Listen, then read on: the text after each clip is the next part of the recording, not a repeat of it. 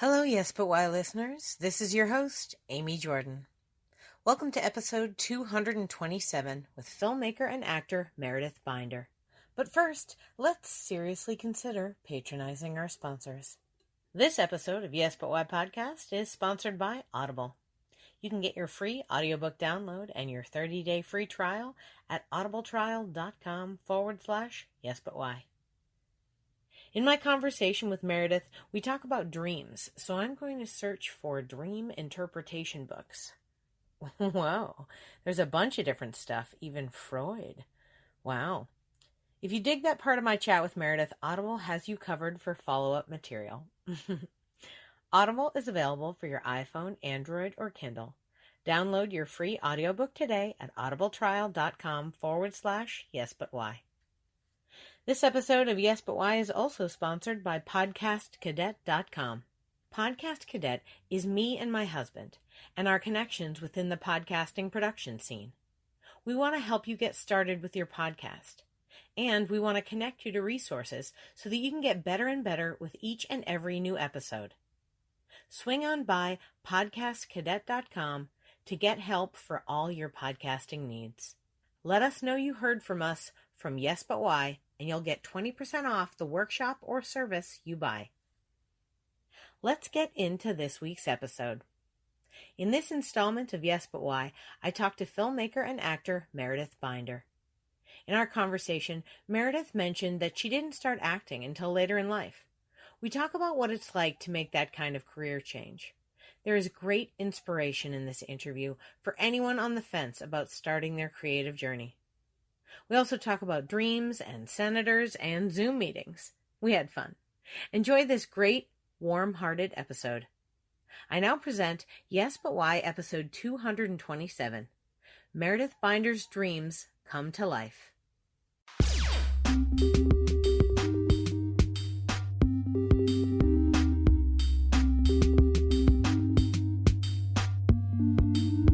I'm Amy Jordan, and this is Yes But Why podcast. Yeah.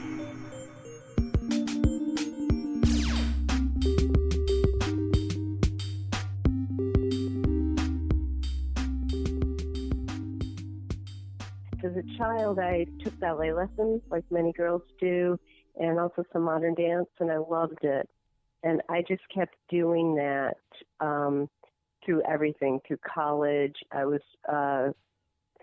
have a master's degree in electrical engineering, so I was working as an engineer, but I still took my ballet lessons. And then I had an injury, and I couldn't dance anymore. And, I hadn't been dancing professionally or anything, but, I really missed it. It was an important part of my life. It was the one thing I did just for me, not for the family, not for the company I worked for. And I didn't know what to do. And I took some yoga lessons, tried to find something else. And then I woke up one day and I said, I want to take acting classes. And my husband said, oh, of course, you should. And it took me a while to find the right studio, but there's a studio in Seattle, Freehold Theatre Studio, and it's just an independent acting class, but it shares faculty with the universities in the area. So you get a lot of really good instructors, but you don't have the academic part, and you don't have the big productions, but you do end-of-class scenes that you can invite people to and so on. And I was just fascinated with acting, and that was all I wanted to do from then on out. And at some point, I started auditioning for films because theater was too much time away from the family. I had two small children at the time. And I really liked film.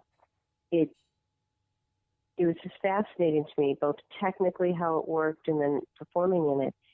And I came up with an idea for a short film in a dream about people who lived in a community. They lived in a laundromat and side-load dryers, and that's where they slept. And in my dream, it was a youth hostel that, because I traveled a lot as a young person and staying in youth hostels, and there were warnings about,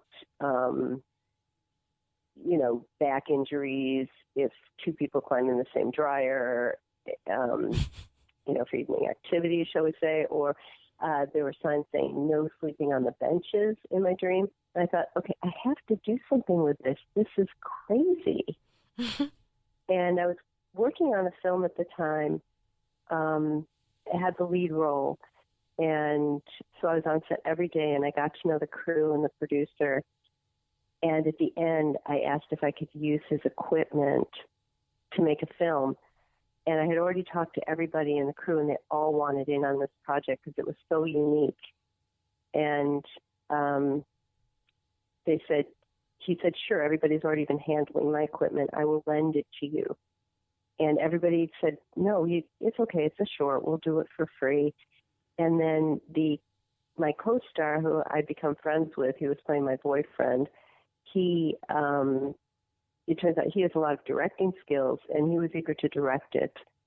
So we made a great short film that I still get phone calls about. Could I show it to my class at Columbia, or could I, play it on an online festival or something? I still get calls about that film, and it's up on YouTube. It's called Rent Stew.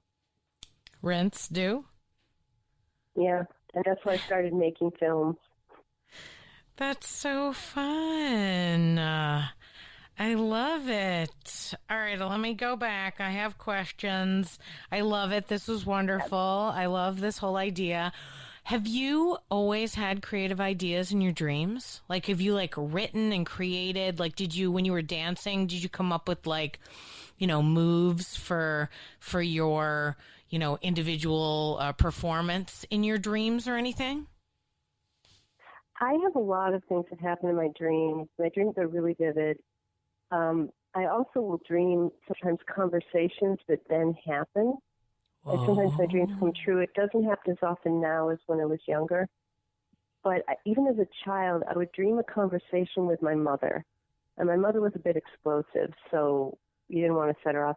And I dreamed what was happening in the conversation. Then I dreamed that I put my fork a certain way on this napkin that had a certain pattern on it.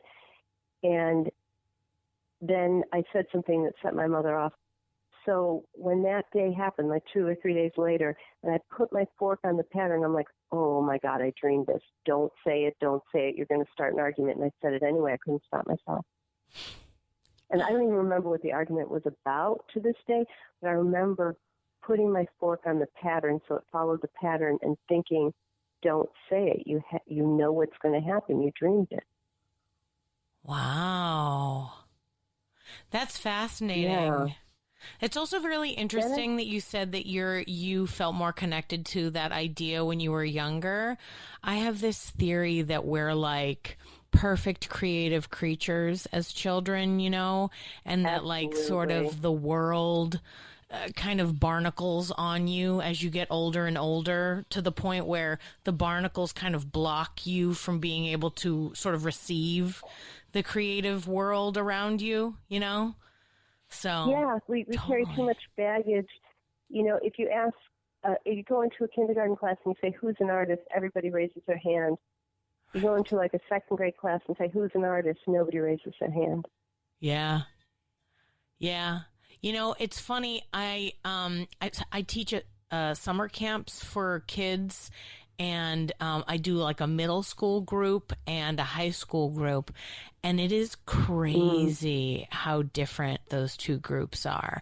As far as creation goes, because my camp is, I teach them how to write, and then they write their own scenes and perform their own scenes. And just what the topic of the scenes are about and the structure and how they want it to go, so different. The younger kids are just more sort of open to the absurd and to wacky things, things like the suspension of the disbelief, you know what I mean? Where you're yeah, of course we're all, pieces of cheese in this. It's fine. And they're yeah, of course I'm a piece of cheese. But you present that to a 16-year-old and they're but I don't get it. I'm not a piece of cheese. And you're okay, yeah, I see that you're not in real life. Sure. However, In the scene, you are. And they're like, what do you mean?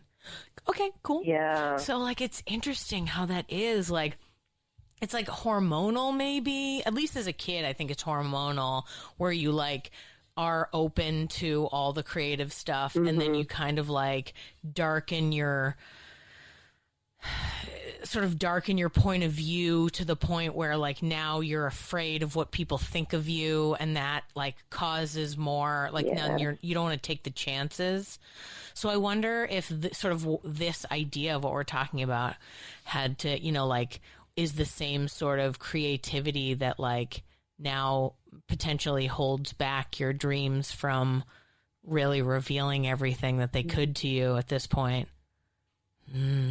I know. I feel sad. I miss it. I did have a real shocker of a experience with a dream. I was about, I think I might have been pregnant at the time, so maybe I had more hormones. Sure. But, I was taking a programming class at the community college just as a way to pick up a class while I was working, and I had this dream that then came true word by word. And I was working on a project, and I was building a database for a veterinarian. And this guy was sitting next to me, and so he kind of asked me what class I was taking. We had that, you know, student thing, and he was also an older student.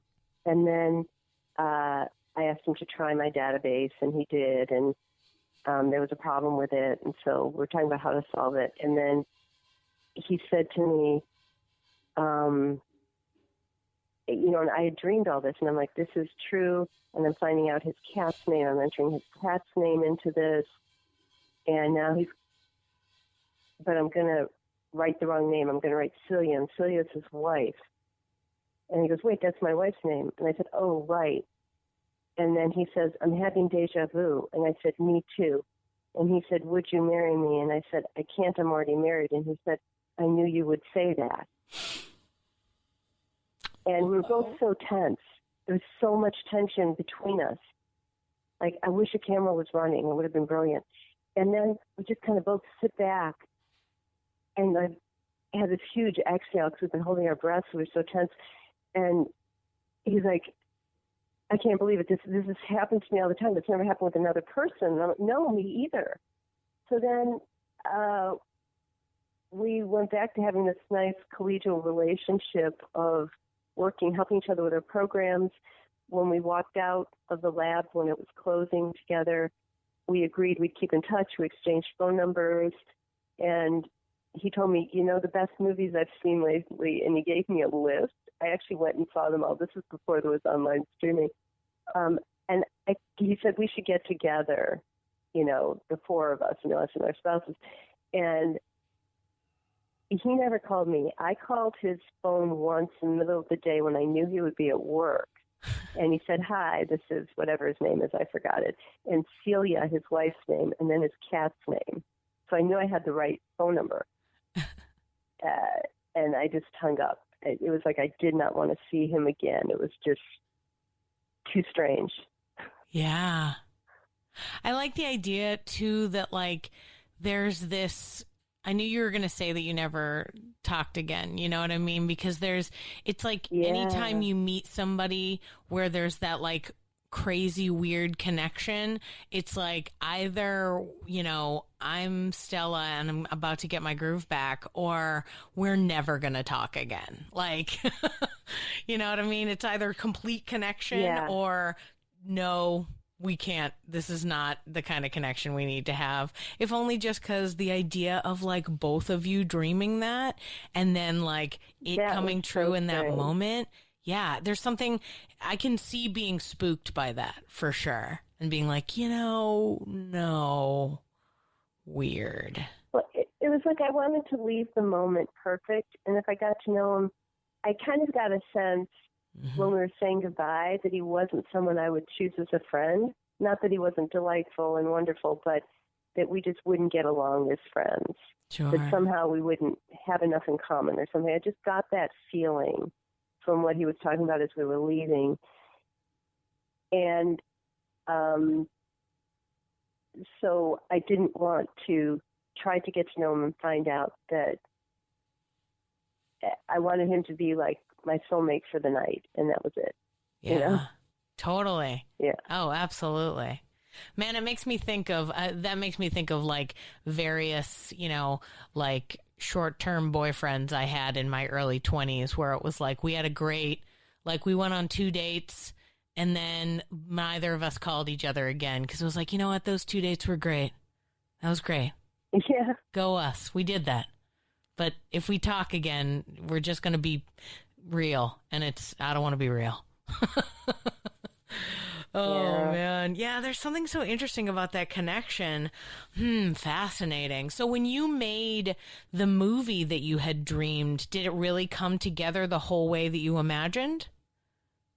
Well, no, it morphed once we got the creative team together and we talked about it. The director, I realized I wanted it to be, I didn't have like dialogue written, and I'm trying to get people to make this film with me. I don't have dialogue and I need a script, and I realized it's a silent film.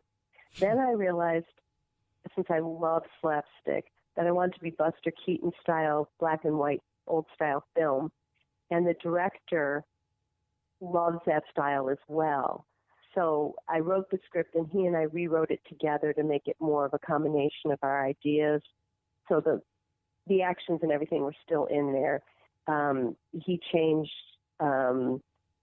a lot of the blocking to make it something that worked better on film because I was new to the medium of film.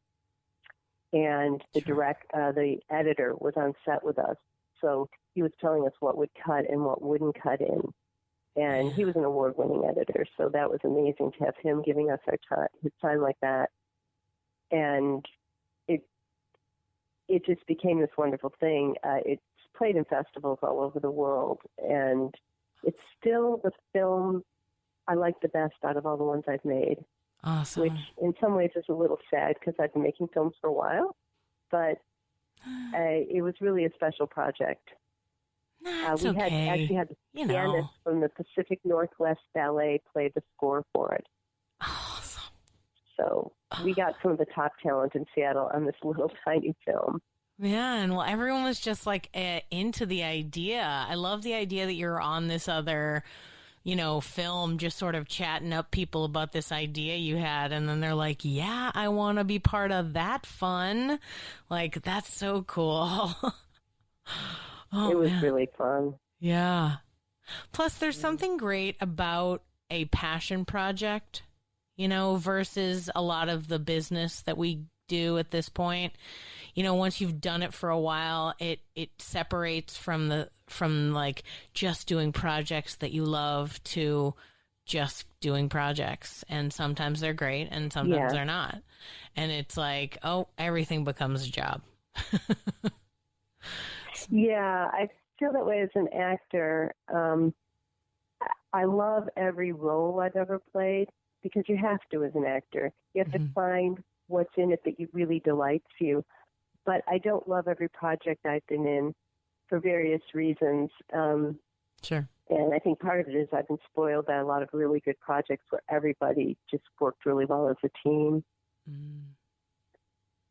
Yeah, that can be hard. I feel that way too. I feel like, because I live in Austin and sort of like, I haven't done a lot of film, but as far as like creating shows, like live theater shows, there have been a lot of things here where when I've created it, everyone was just so excited to be part of it that it was wonderful. Yeah. Whereas a play that I worked at in New York City that like looks good on the resume was like a nightmare because, it just didn't have the same kind of excitement. People were like, yeah, I guess I'm just doing this. And like, various people feel like they're high status, low status, blah, blah, blah.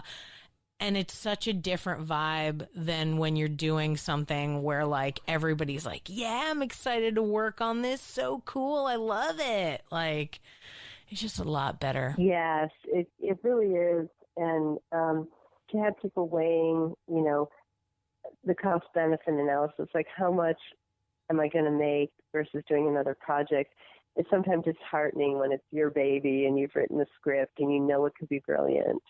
So yeah, it's too bad we don't have, artist stipends or something.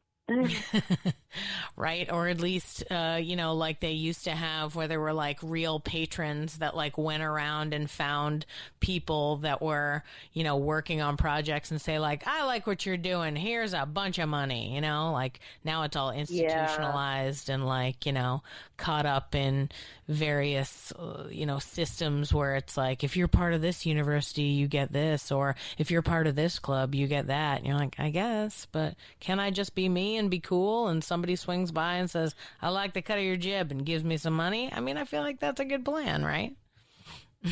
Right. So talk to me about, you mentioned, so you took the acting classes at, was it Freehold Studio? I took classes at Freehold. I teach at Rekindle. Were you talking about teaching or? Oh, I was talking about taking classes. Oh, taking classes. But I'll write down Okay. Rekindle. We'll talk about that one in a second. You mentioned that you took classes there and then that you got into film because it was like easier for your schedule and stuff. What about acting for film do you love? Like, what are the parts that excite you versus like live theater? It's more intimate, which is interesting because some people think that live theater is more intimate for them, but for me,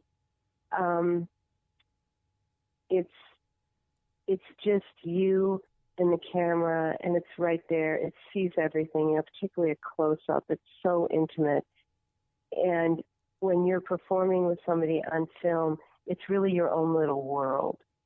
You're not worried about including the audience, whereas the idea of on stage, a lead actor is leading the audience, not the cast, but the audience, keeping the audience in the story. Whereas on film, that's the camera's job really, and you're playing the role. So, and telling the story honestly, without having to worry about what's going on in the audience. You do have to worry about a lot of other things, the camera angle, the shot, the framing. Some would argue that those particular details, though, are the sort of psychological way that they get the audience in the same way.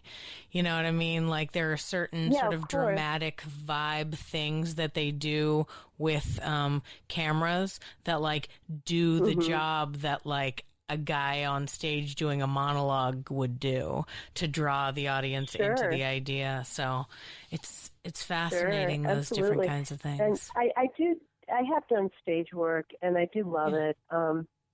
Here in Seattle, I perform with the Theater 912 company, where I take classes. It's a master scene class. So when I'm in town, I usually take that.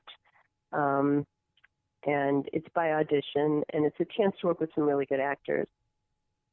So, and the artistic director, Charles Waxberg, he's an amazing teacher. He did his teacher training program at the Stella Adler Institute and then went on and was Stella Adler's personal assistant for 8 years, personal teaching assistant for 8 years. Wow. So, yeah, he's one of the legacy from the group theater. Yeah, he got the real master course. Yeah, and he's just brilliant. He wrote the only book out there on script analysis. Ooh. And so it's a real treat to get to work with him when I'm in town. And then I do some theater in New York. I'm rehearsing right now for a play written by Senator Joseph Carraro from New Mexico. He was a senator for 24 years. And it's called Conversations with an Average Joe. And it covers everything that's happening politically right now. And these characters arrive in a bar and they have a conversation, and they go from feeling all having different opinions to respecting each other to coming together with a plan of what to do about the situation and to take back our country and influence the people who we've elected. So it's a powerful piece. And that's been really special working with the senator in that way. Wow, that's fascinating. You're rehearsing it right now. Where are you rehearsing it? And I mean that in the kindest possible way. Oh, Zoom? Great, okay. I was going to be like, yeah. I'm just concerned for you. Sorry. Well, it'll be opening in New York. I'm actually heading to New York at the end of this week, so I'll be there once we're able to start rehearsing in person. Whoa, all right. How did you get involved with this? Was it through the Theater 912? No, it was actually on the Actors Access call board. Awesome. And I sent an audition tape. It was that simple. He's had, hundreds, maybe even thousands of auditions. And he actually watches all the tapes. God bless him. And, and I auditioned for one role, and he offered me a different role, which ended up being a really good match for me. And it just, got lucky. Dude, that's awesome. I love that. Especially because the idea can sometimes be, you get to a point and you've got an agent and that's it. And you just wait for the agent to hand you stuff. But I like the idea that you were I was looking around, seeing what was up. And this seemed like a super cool project to do.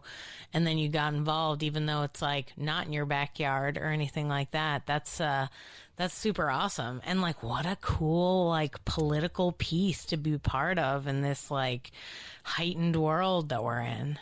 Yeah, it's really how I've been feeling about things politically, that the biggest problem we have now is how divided our country is. Mm. And, between red and blue, and people not wanting to talk to each other, people only talk to people who they agree with, so we never have any real discourse.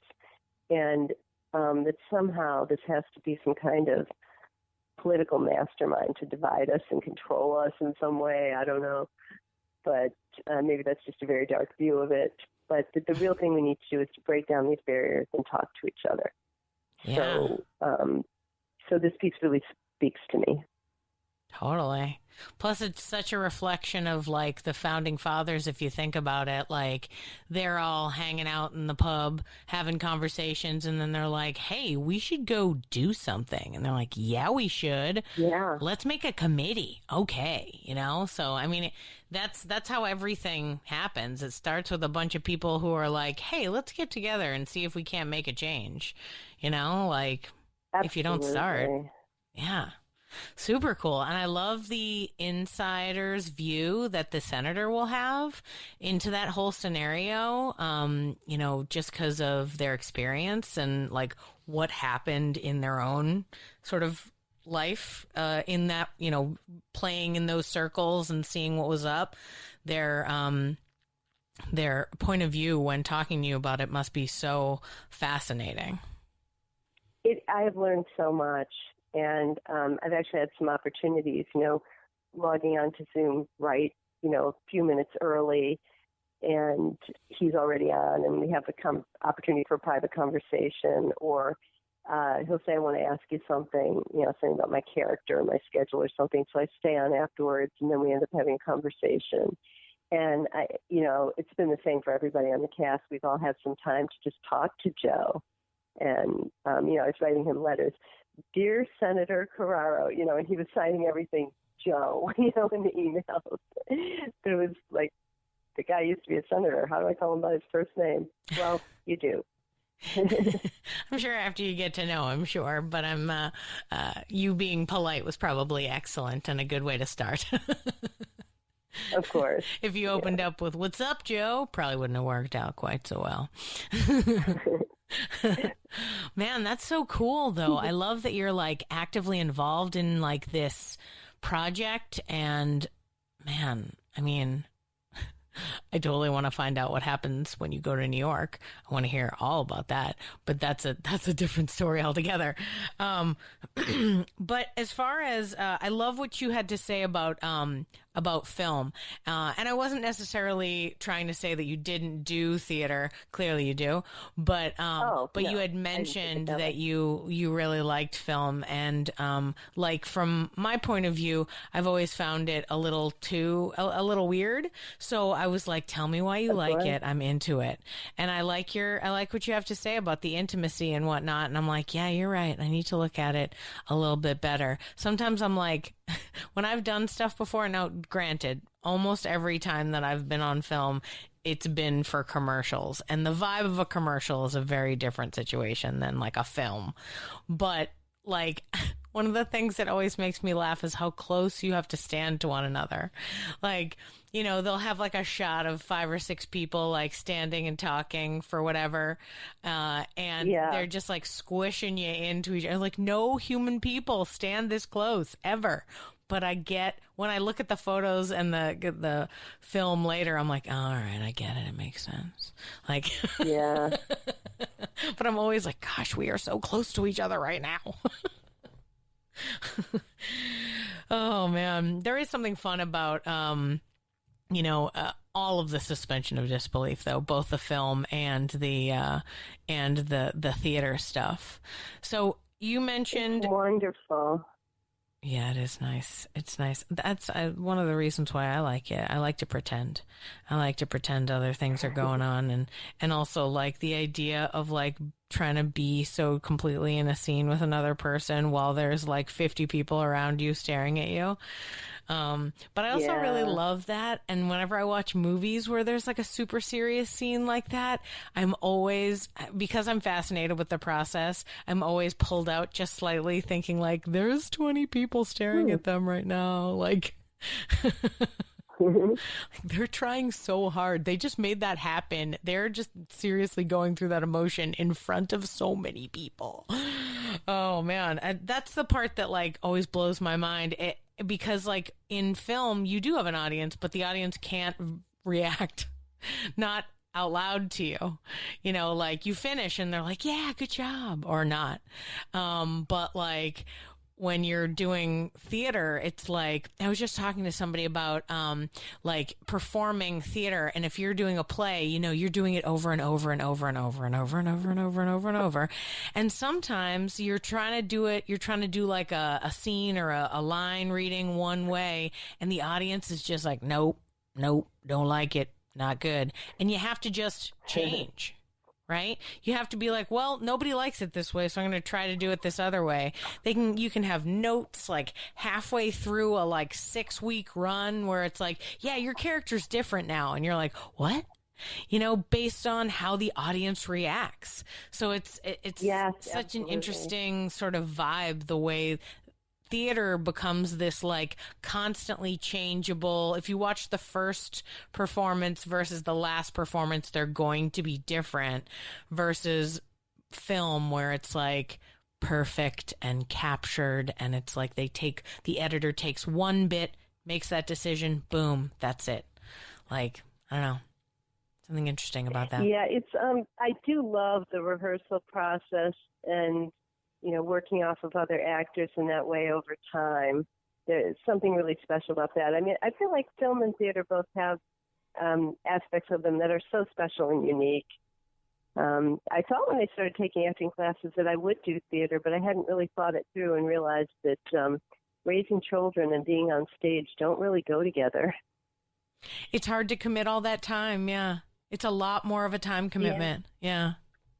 I'm glad that you had the opportunity to do the other, you know what I mean? Because like in a lot of cities, like here in Texas, there's film, you know, but it's like a lot of independent film and commercials, right? So it's a very specific kind of market. It's not like, you know, oh, maybe they're going to make that amazing new film in Austin. They just don't do it. Like there's like one we every don't have once in a much while. of that either. It's mostly independent films, but I've had the opportunity to be in, you know, a film that premiered at Sundance and some, you know, other bigger festivals, and some that got distribution on Amazon, Netflix, Hulu. So I've had the opportunity to be in some, you know, top independent films, which was great, but I don't know, top, you know. didn't get into the theaters, but to be in some better independent films. And then I hit the New York market, and it was just great because there was so much out there, so much to audition for. Are you living in New York sometimes, or are you like bicoastal? I'm bicoastal. My husband and his business are here, and we have a son in San Francisco and a son in New York. So oh, great. Half the family's east and half is west. Oh, well, that's nice that you're able to have family to visit when you're in New York. It's not like you just go to work and you're like, oh, I guess I'm alone now. It's like, no, I get to have dinner with my son occasionally. That's fun. That's cool. Oh, it's very cool. I've also got some great friends in New York. Some of them were West Coast friends who moved out there, and some were people in the industry I've met. Oh, that's fun. How many years, like how long have you been going bicoastal, like back and forth based on the gig?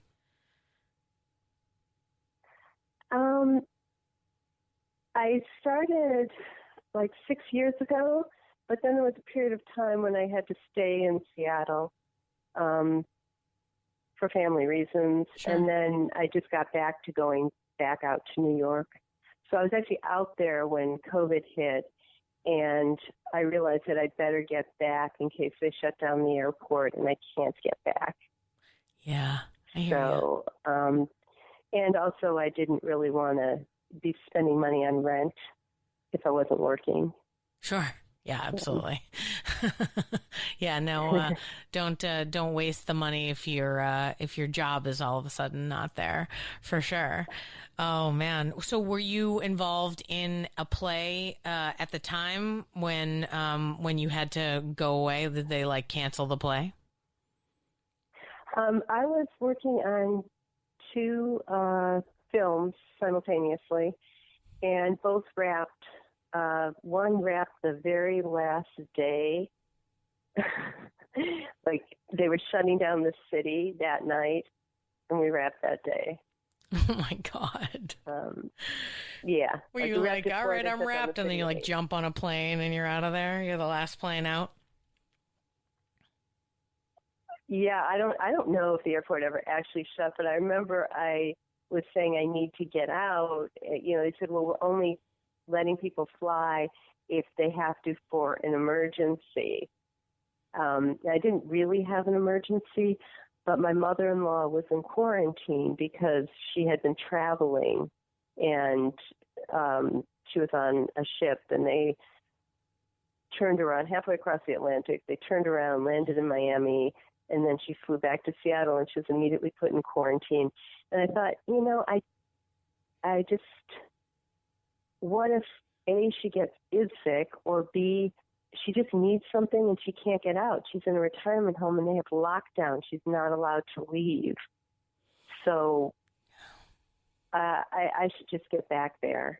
Yeah. Because my husband's working, so I should be there to take care of my mother-in-law if she needs anything. Sure. And just the thought of her, you know, potentially being alone and needing something was very compelling to come back. And so I called them and I just said, look, my mom's in quarantine. I need to go back. And they said, okay. And they gave me a ticket. Oh, good. But, goodness. But that wasn't sort of the whole story. Like, they wanted to be a blood relative. I didn't say my mother-in-law. And, sure. You know, at this point, we've been married for 33 years. She might as well be my own mother. And they wanted it to be like an actual emergency, whereas she hadn't even been tested yet. You know, she was healthy at the time. But I got on the plane and came back. And I don't know how restricted it became getting flights after that. Yeah, I wonder, as I recall, near the beginning, Seattle was a bit of a epicenter as well. Now I'm currently in the epicenter, but at first it was up there. Not my current home where my husband and myself and my child just sit and don't talk to anybody else, but everywhere else around us, apparently. But man, I'm glad that you were able to, get back and be closer for your family. And like how fortuitous that both of the films, 2 films at once, go you, and they both like actually finished, so it wasn't like they just stopped. Like I have so many friends who were like, yeah, I don't know if we're gonna keep making that movie anymore, or like we were halfway through a season of a show and then they were like, go home. We were like, are we making more? And they're like, we'll call ya. Okay. Oh boy.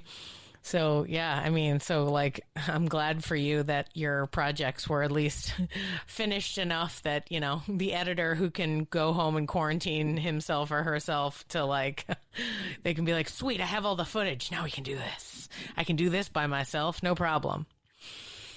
I hope so anyway. I don't actually know how editing works. One of them actually is premiering at Rain Dance in London. Oh, so they got it done. Good on them. Good. Excellent use of their quarantine time. They're like, I edited faster than I've ever edited in my life. Oh, man. Yeah, festivals right now are going to be, like, very interesting. That's why, like, earlier when I was talking about people who are, like, the, festival movies are the ones that are going to end up being our blockbusters of next year because they're done and we don't have to wait for them to be finished or whatnot. I mean, I'm sure there's plenty of like $1 billion movies that like just needed some finishing touches and then they'll be released. But like, but at the same time, like I love the idea that there'll be more opportunities for all sorts of like different stuff. And like you said, with the festivals that they're like online now, because like, I don't know, there's just something interesting. I don't know about you. I've in the Austin Film Festival, I've done I've hosted Q&As before, right? And when I host the Q&As, they send you the movies ahead of time so that you can watch them and be prepared with questions and stuff for the Q&A. And I love that. I know that I should probably be one of those people who's like, I want to be in a movie theater with 1 million people and hear their laughter and stuff. But no, I love being alone, staring at a movie screen by myself, soaking it up with all of my deep emotions. You know what I mean? And like really getting into it. So when I get those things ahead of time, and then I get to meet the and then I get to meet the people that made them. Like, what? How is that not the best thing in the world? Like, then I get to go and go, hi, you're the person who made this? Oh my God, hi. Like, I don't know. It's just like the best. It's my favorite. It's really special. Favorite. Yeah. Oh man, festivals are just cool. I always end up crying when I'm watching something really emotional, so I prefer to do that at home. Yeah, right? Well, I mean, that being said, I have said this before, but like, I really feel like people who are creative, like who are acting and who are going to be working on showing the breadth of emotion as an actor actually have to have the ability to feel all those emotions, that they're like, emotional IQ has to be higher so that they are able to truly feel the breadth of emotions, even if they themselves have not personally gone through whatever it is. Their empathic vein is better because it can really go, I know what that will feel like, and I will do this as an actor. So yeah, I definitely cry real hard. And laugh too loud because it also helps being when I'm a comedy teacher, because I'll be teaching improv and sketch comedy, and so I laugh loud for my students. I laugh loud in general. As a child, I was yelled at plenty of times for laughing too loud, but I also like to laugh loud for my students to support them. They'll hear me in the back. Oh, I heard you laughing. Oh, good. I'm so glad. Well, every audience needs a laugh leader. It's like an audience needs permission to laugh. Yeah. Yeah, totally. Yeah, absolutely. I always try to get a couple plants because when I teach improv, I teach 101. So they're the noobs, the most new of all of them, right?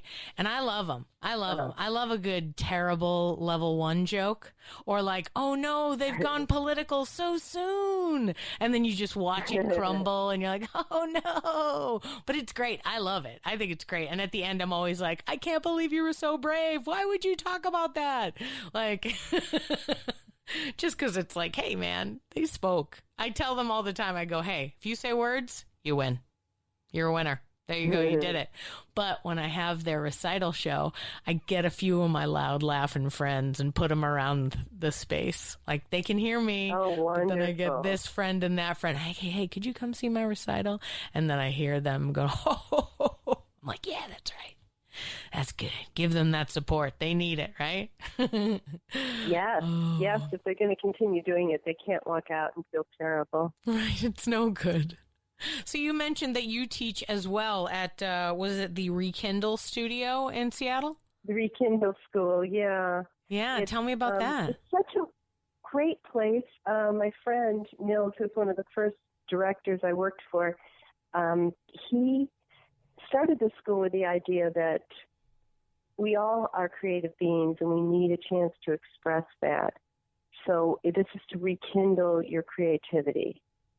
And he has every kind of art. He teaches writing and acting and drawing and painting and stand-up and everything. He's got teachers to do everything. And he himself teaches a lot of the classes. He teaches the filmmaking and editing and some of the beginning acting classes. And then he teaches a class called Let's Make a Movie. And he writes and directs something for the students he has. And they all get to be part of a movie. And he'll either put it up online or have it in a local festival. He'll do a 48 with his students every year. Awesome. So he gets them their first credits, too, which is wonderful. Yeah. I like that. I like the idea of, like, actually getting it done. I find that if I hear anything from students who have taken various other classes, you know, they'll be like, I just want to have something, or like I, you know, when I talk about my improv classes having a recital show, there are a few theaters that I've heard of where, like, if you, after level 1, you don't get a show. I was like, the show's the whole point. The show's the thing. Oh my God, you need to. Yeah. They need to get up in front of a real audience. I mean, I guess it's not quite a real audience. It's more like a recital, you know. Sure. Sometimes I feel that way in Fringe theater. I'm a little girl going to her ballet recital because I know everybody in the audience. Sure. But sometimes those audiences can be harder, though. Sometimes, but you're still in front of an audience, which is really important. Yeah. That was actually something that was nice about doing theater in New York, was I didn't know anybody out there. And for the first time, I had no stage fright. Huh. And I realized that it's not the audience I have stage fright. It's that one person I want to impress, or I care what they think. Oh. And so if I can figure out who it is who's out there that's causing my stage fright, I can just dismiss it in my mind. Whoa. And go on and not worry about it. But I learned a lot about stage fright by being in front of 500 strangers was easier than 14 people I knew. I feel exactly the same way. The larger the crowd, if I can't see their faces, best. Great. Give me $1 million. No problem. I'll talk in front of them. Right. I can't see any of them. They're just a big pile of color in front of me. And I'm like, what's up, everybody? Like, I don't, you know. But you're right. 5 people in a room and you see one guy kind of like glance at his phone and you're like, oh, no. Like, it's hard. Yeah. I mean, you can see if somebody doesn't want to be there, or you see how many chairs filled up, you know. Right. So at small theaters like Theater 912, you know, like 50 people would be as many as we would have.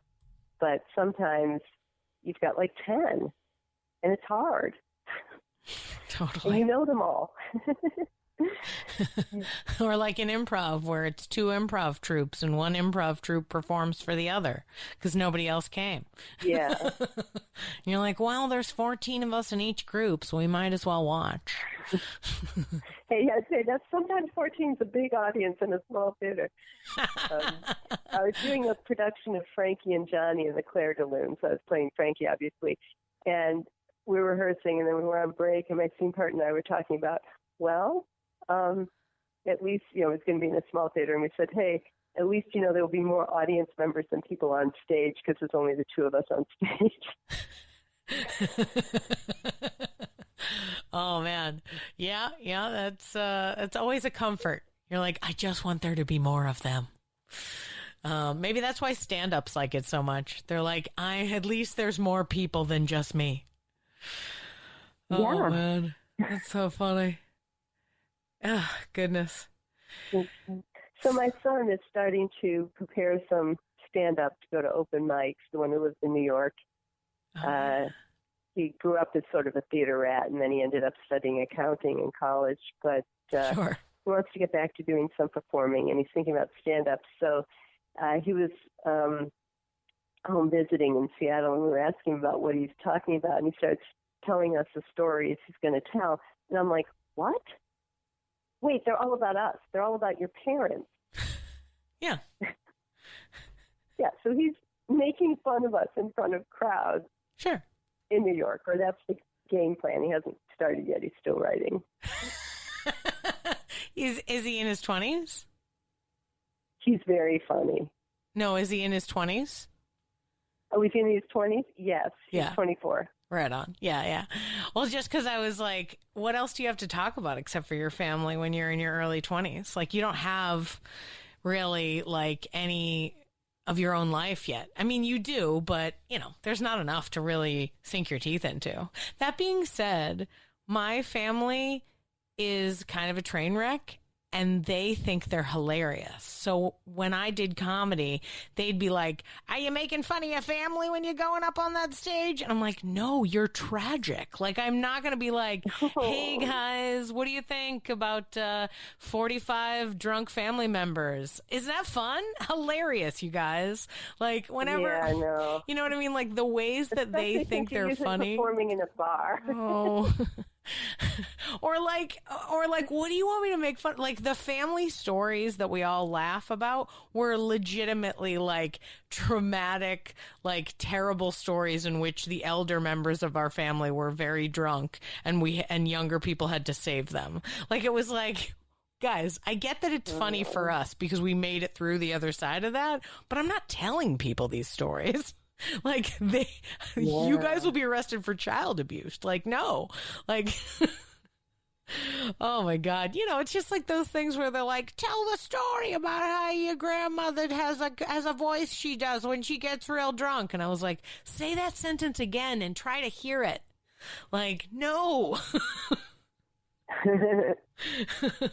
So I hope that at least he told you the stories, right? If he told you the stories, they can't be too bad. They can't be like, let me tell you about this terrible lady, my mom. It's like funny, weird things that happen or ways that he is newly seeing the world that's different.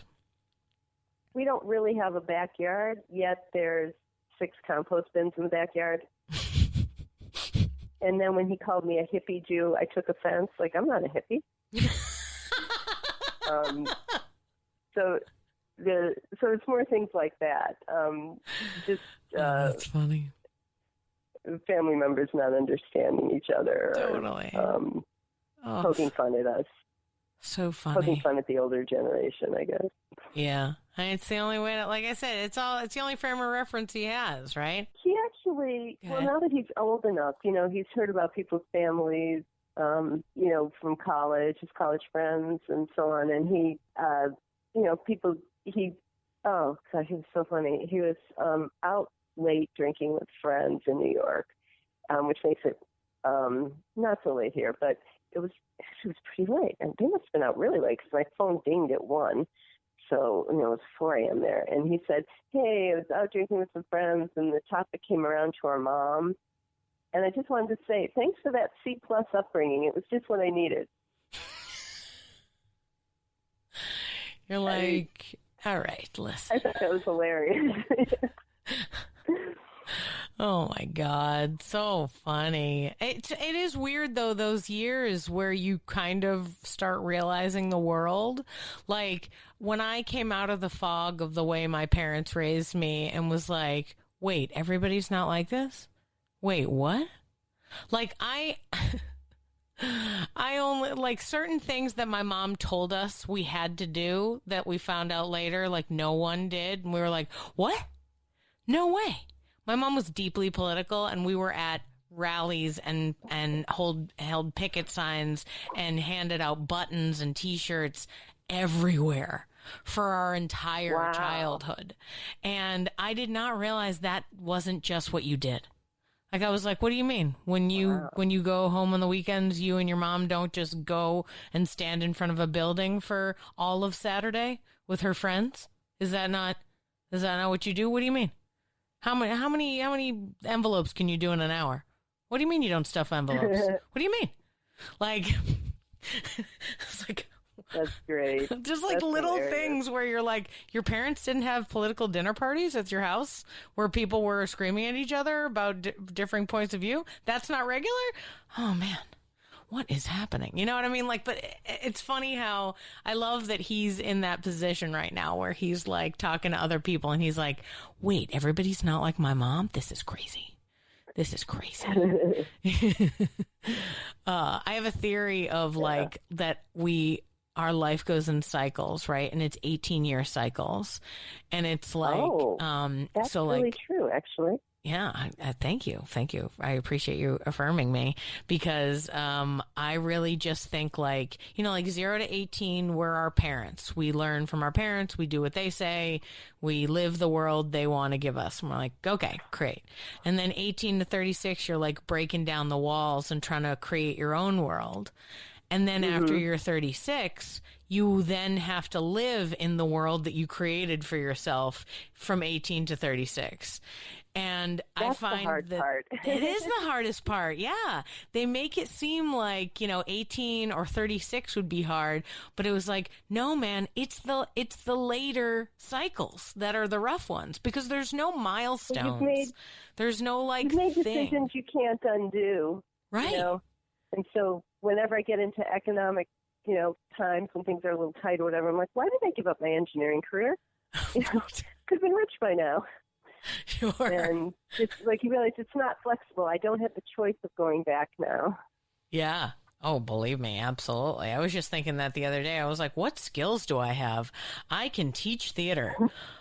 Oh boy, that's my skill. Uh-oh, what's going to happen? But yeah, I mean, I don't know. I feel that like as you get older though, if you look at it the right way, you can be more, have more ingenuity, like you've seen a lot of stuff. So you're able to like, solve a problem in a way that is different. But I find that people in their, like 36 to 54, that's a tough one. And that's when a lot of people have what they refer to as midlife crises, right? Because but here's the thing. I think we're just not letting people go through their cycle. Would you be mad at like every kid who turns 27 is like, oh, I don't know. I'm like, what's my life like? And nobody's mad at them, right? When a kid turns like 15, he becomes a crazy different person, but we're not like, oh, dare he? Like, so why not for when you get older, when you're between 36 and 54, why not allow for some ups and downs there? Of course they're crazy sometimes, and no, they're not. Other times they're human. They're just figuring it out. They're going through the flow. People were angry when I took up acting. I was 40 when I took my first acting class. And people were angry. I had a friend tell me that I was being irresponsible about my family because I should be out earning money for them. I'm like, we're getting by. We're not living in the streets. And even my husband, who, is a very supportive spouse, he even felt like, but you're out at night now. Why can't you do this during the day? Because it doesn't exist during the day. It's a nightlife.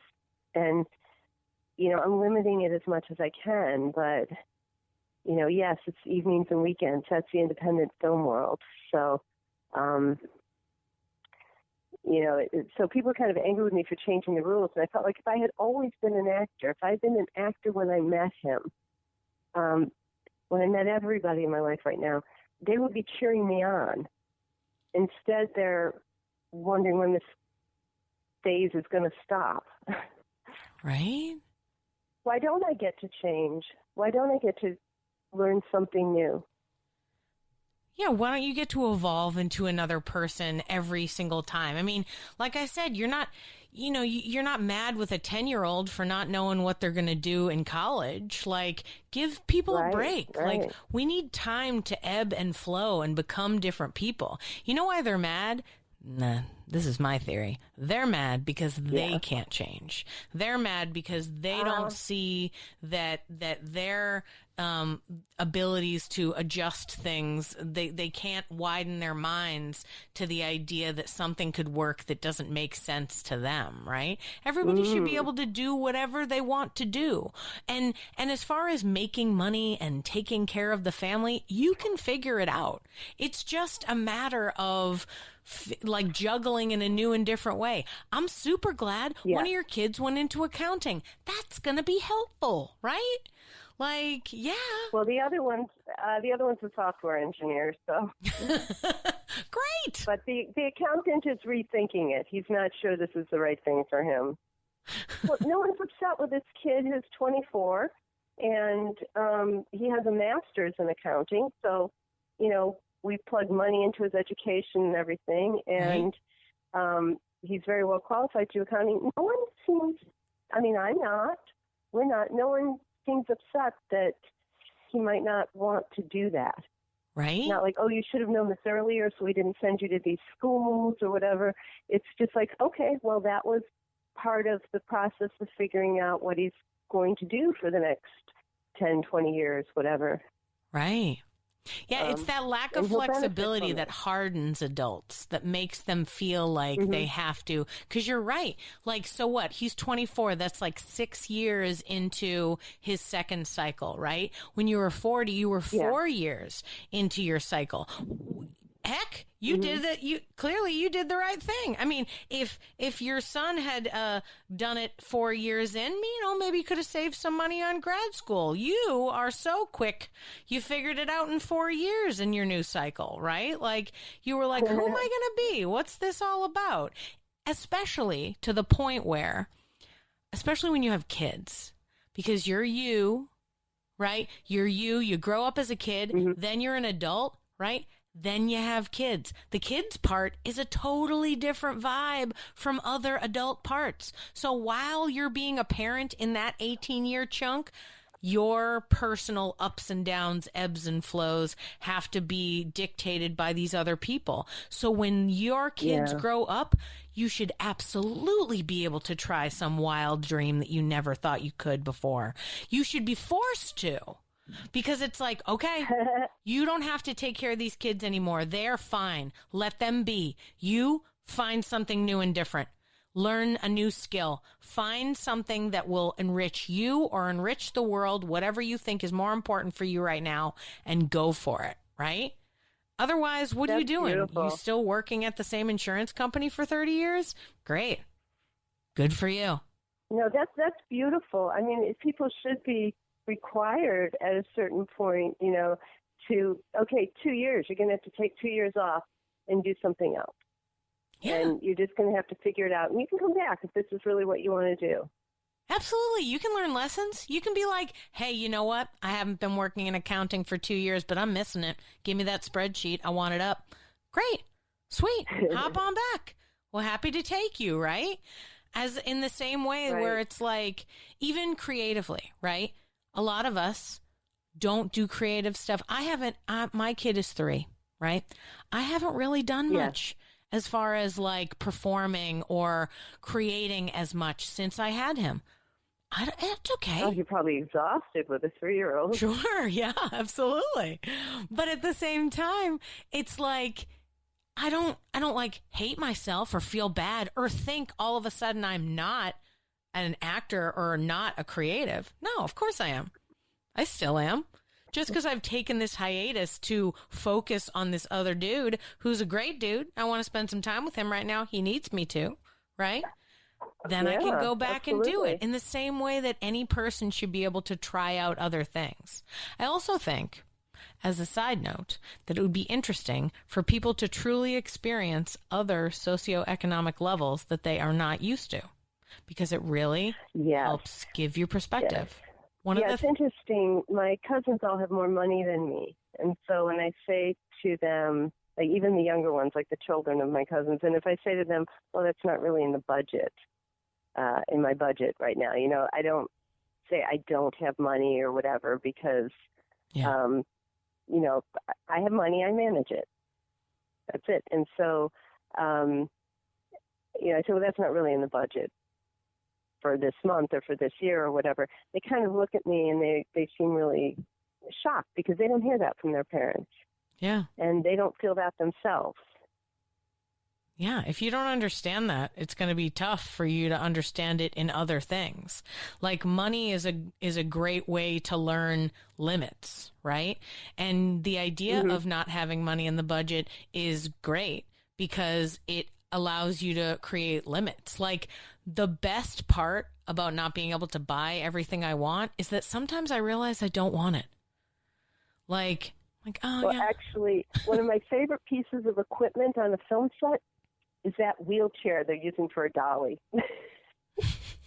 You know, it's like best of independent filmmaking, you know. Yeah. Make it work. Yeah, I got a friend who makes like props and stuff, and he'll make anything. You'll be like, hey, I need this ridiculous, insane thing. And he's like, okay, give me a week. And you're like, great. But he always has some jerry rigs like that where it's like, hey, we don't technically have a proper rigging to hang you from the ceiling. Can we figure this out? And he'll be like, yeah, hold on. Okay, I got this. Like we were always doing comedy sketches, and he would hang himself from the ceiling like over and over and over. And people were like, why does he keep doing it? And we're like, he's got all the equipment. That's why. Like he just wants to show off that he can, and he'll like put it all together. He's safe. He's fine.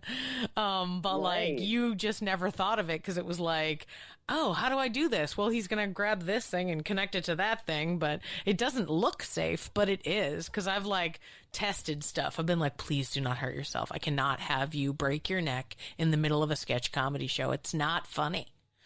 But yeah, I mean, I love that kind of stuff. I love putting random things together and making it work. I think it's so much better than the like highfalutin, extra expensive stuff.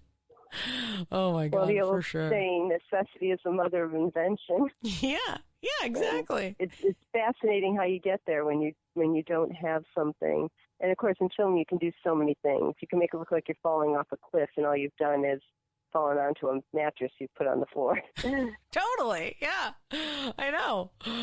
Oh man, that stuff is, I talked to a few people who did like stunt work, and I'm all like, oh my God, are you okay? You know, and they send me clips before I meet them, and it's like, oh my God, I can't believe you did that. You know, like that kind of stuff, that kind of like, I don't see what happens past this section, so they could fall anywhere. Oh my God. Or even like my favorite is like when people are climbing up, when the shot is like them hanging off a building or whatever, and it's really just them laying down. I love that. That's my favorite. That's one. I love that too. It's so cool. Oh man. A lot of times I'll ask people what a cool project that they're working on that makes them excited. I know that you mentioned the play with the senator that you're working on, which is super fun. But have there been any other sort of like creative things or projects you've given yourself while you've been sort of home and quarantined that, you know, anything that you've been working on personally since you've been home? I've actually been really busy with projects people have asked me to work on and teaching. I've been teaching over Zoom, and although I have smaller classes over Zoom, 'cause it's a little more difficult to teach. There's been a steady stream of students wanting to take classes, and one of my friends wrote a script. I guess we helped her write part of it about the COVID, and I think we're not supposed to talk too much about it, but Sure. my character is having an internet date or a Zoom date, and how, trying to have some sort of intimacy in the conversation over Zoom. Yeah. How do you get to know somebody in that context? But it's a comedy, so all kinds of funny things happen. Things falling and spilling and trying to get the camera, okay, wait, I can't see you, and things like that. And then another project is a more serious project. I'm narrating a documentary film on Autoturk. Oh. So that's cool. That's fascinating because I don't know that much about Turkey's history. Oh, well, hey, I mean, you don't have to know. You just have to read what they give you, right? Yeah, Great. yeah. So I'm learning a lot. So those projects have all sort of come together. And then when I'm not working on those three projects or teaching, I find I just really need downtime. It's kind of like, it's all working, almost all of it's working alone, or you're working over Zoom, which isn't the same as getting the energy from the people in the room. And I just need to, go out for a walk with my husband or something. Yeah. Yeah, plus the extra hustle involved in our current sort of like gig economy that is entertainment right now is a little bit more intense, because it's like, we're doing similarly things that we've been doing, but there's also this extra added level of tension and stress that we have to think about while we're talking to these people. It's like, we're talking to you and we're having a great time, but the specter of death exists at all times. So it makes it a little bit harder. I think that's like weighs on us a little bit more as we're trying to do stuff. Like, I taught some over Zoom too, and it's like, great, and we have a wonderful time, but it's like at the end when I say goodbye to them, like, good luck, stay safe, I'm like, I like hang up and I'm just like, have to acknowledge the reality all of a sudden, like smacks you in the face again.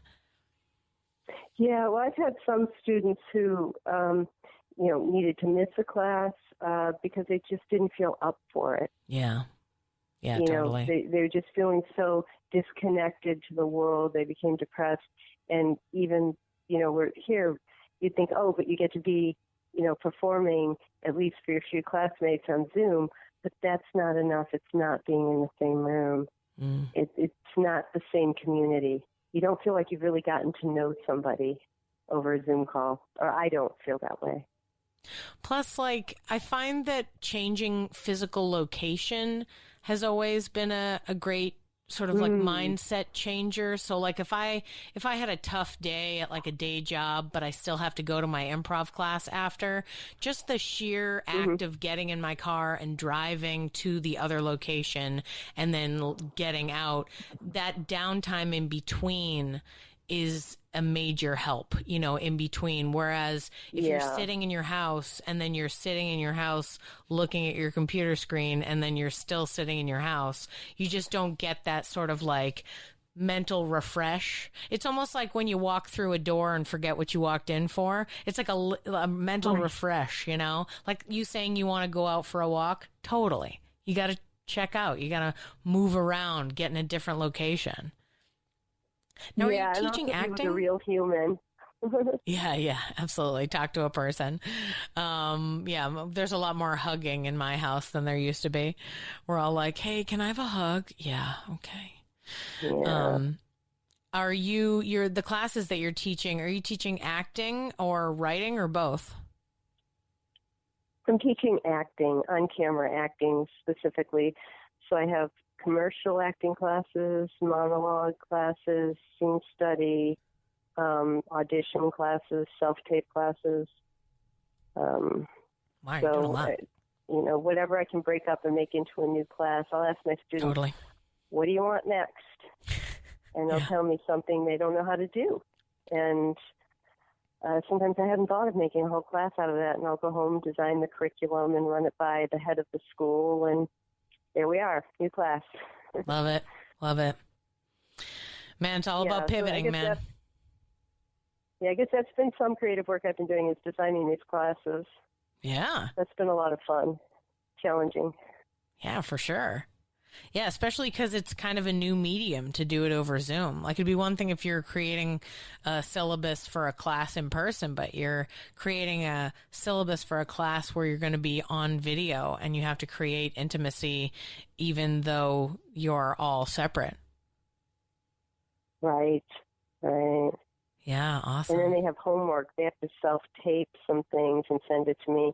Good. And then they don't get to see each other's work, because if I showed all of that, I wouldn't have much time to instruct them. Sure. Yeah, exactly. Plus, like, sometimes you're like, hey, man, I don't need everybody hearing my notes. She told me to change this, this, and this. You don't need to know. Well, actually, one thing I do is after I give feedback, I may send somebody, I say, okay, so go out, meaning, leave your computer, and work on your own for 5 minutes just to make sure you've got this for when we get back to you to try again. And I don't say try again, that sounds awful. When we get back to working with you again. So I found that I had to send people out. As I generally teach 2-hour classes, I found that 8 minutes is a perfect time for a break in between the first hour and the second. Just all these little things you don't think about before you start, log on and start teaching on Zoom. Yeah. Oh, that's a good tip. I like that. 8 minutes. 8 minute break is perfect. 8 minutes works. I mean, it's 10 to 15, depending on, the age of the students when I'm teaching in person. But on Zoom, it's always 8 minutes. I like that. It's an excellent tip. We're all going to be teaching on Zoom for a bit, so you might as well use it, right? I like that. I like it. Right. Awesome. So one final question. Thank you so much, by the way, for chatting with me. Thank you. What is any advice that you would give to a person who is in your similar situation? And by that, I mean a person who later in their life decides, I want to do acting stuff. How do I get involved with it? What do I do? Like, they're not going to go to college and do it. And I find that a lot of older people are intimidated to take like an improv class. But like, what's the advice that you would give to somebody who's 40 who wants to get into acting right now? Well, first of all, do it, because there are fewer and fewer roles as you get older. And starting at 40, you're already going to find some slim pickings. For women, men, there's still roles. As we always say in acting, the rules are different for boys. But I would say do it. Start. Don't waste time. Get started right away. And get to know, like, if you're interested in film, get to know filmmakers and see, create your own projects. And likewise, if you're doing theater, meet people in French theater, write your own, or pair up with writers and work on ideas and cast yourself. It gets you out there, and also people see you, the people who will be casting you, see you as one of their own. So after I made a couple short films, people saw me as a filmmaker, and they would just call me up and offer a role in their film because they knew me. And they would think of me as they were writing or casting, and they would feel like, oh, well, we'll cast Meredith in this. Okay, then we'll have auditions for other roles on this day. So you become part of the in crowd, and that's the best way to get going. When you're young, you can just go out and do showcases and audition for people, and it's expected. But when you're 40, you can't show up in that same showcase. And you, like you said, you're not going to go to college probably at that age. So, or go back to college and study acting because it pays so well, it's worth the investment. Probably not. No, don't do that.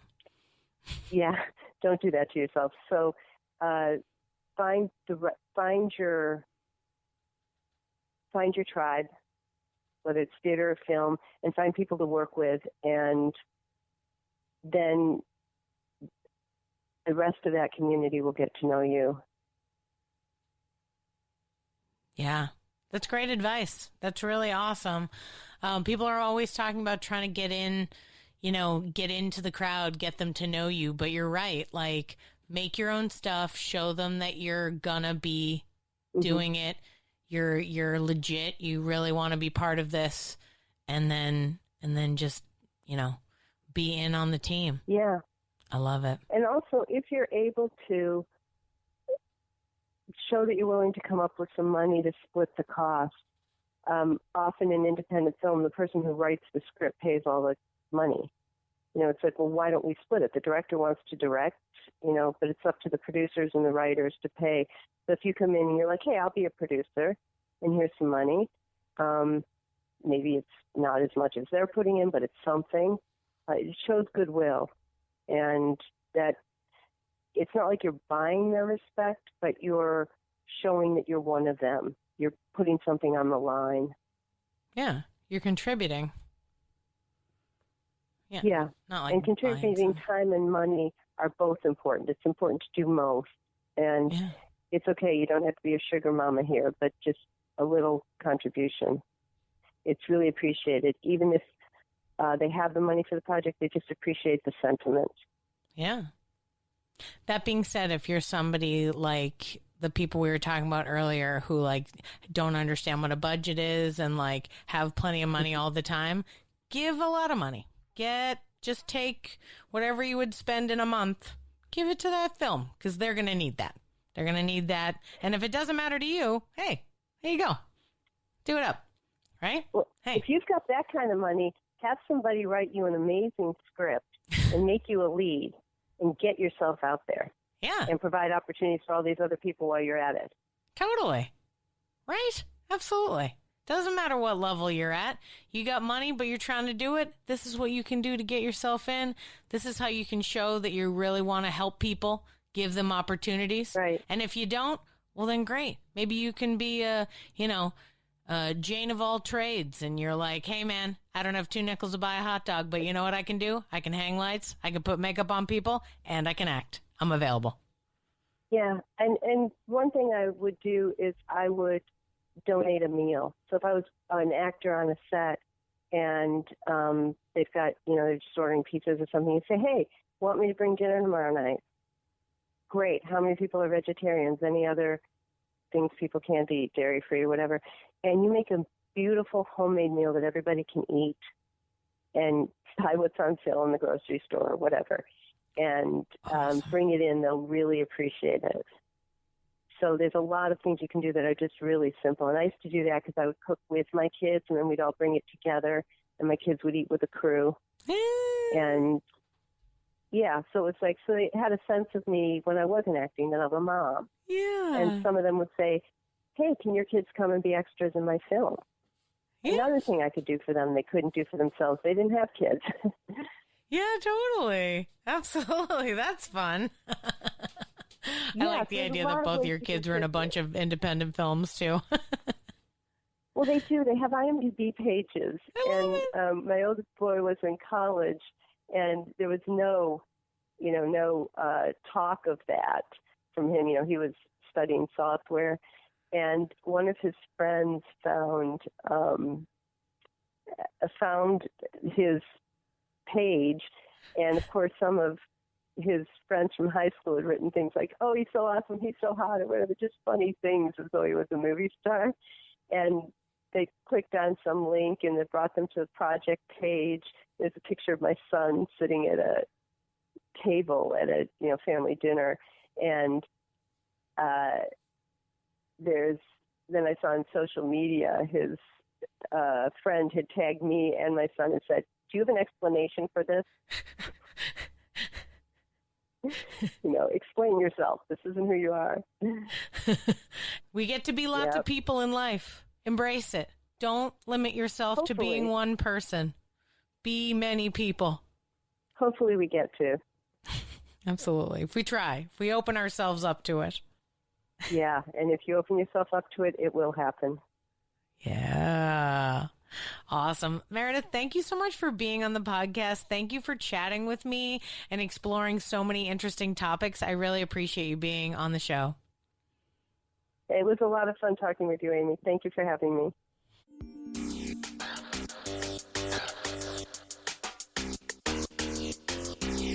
Thanks for listening to Yes But Why Podcast. Check out all our episodes on yesbutwhypodcast.com or check out all the content on our network, HC Universal, at hcuniversalnetwork.com.